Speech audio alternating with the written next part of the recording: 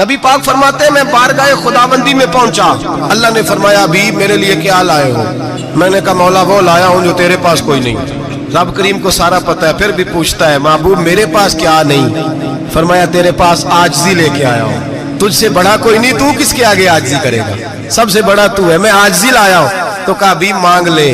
او بھائی بچے بڑے پیارے ہوتے ہیں، لوگ جب ہاتھ اٹھاتے ہیں نا تو میں نے دیکھا ہے ماں باپ اپنے لیے بعد میں مانگتے ہیں، اولاد کے لیے، اور بالخصوص جو بیٹی ہوتی ہے نا بیٹی، او بھائیو میرا اور آپ کا پیار تو اور طرح کا ہے۔ دنیا میں اگر کسی نے بیٹی سے پیار کیا ہے تو مدینے والے حبیب نے سیدہ فاطمہ سے کیا ہے، حسن اور حسین سے کیا ہے۔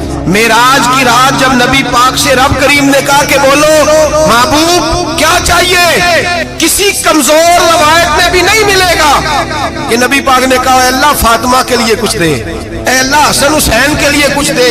امتی بھول جاتا ہے، اسے خیال ہی نہیں آتا، یہ سوچتا ہے کیسے حضور کی فرما برداری کروں۔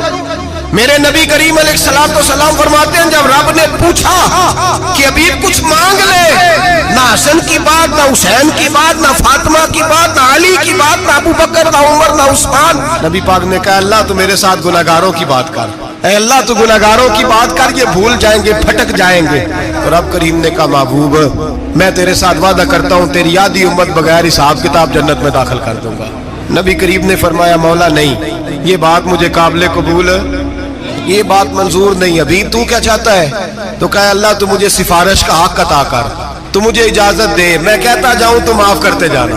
حضور کہہ سکتے تھے نا چلو آدھی بخشی گئی بھئی آدھی اچھے عمل کرے، فرمایا نہیں مجھے حق شفاعت دے۔ نبی پاک فرماتے ہیں میرے رب نے مجھے سفارش کا حق دیا ہے، میں قیامت میں سفارش کرتا جاؤں گا، اللہ میری امت کو جنت عطا کرتا جائے گا۔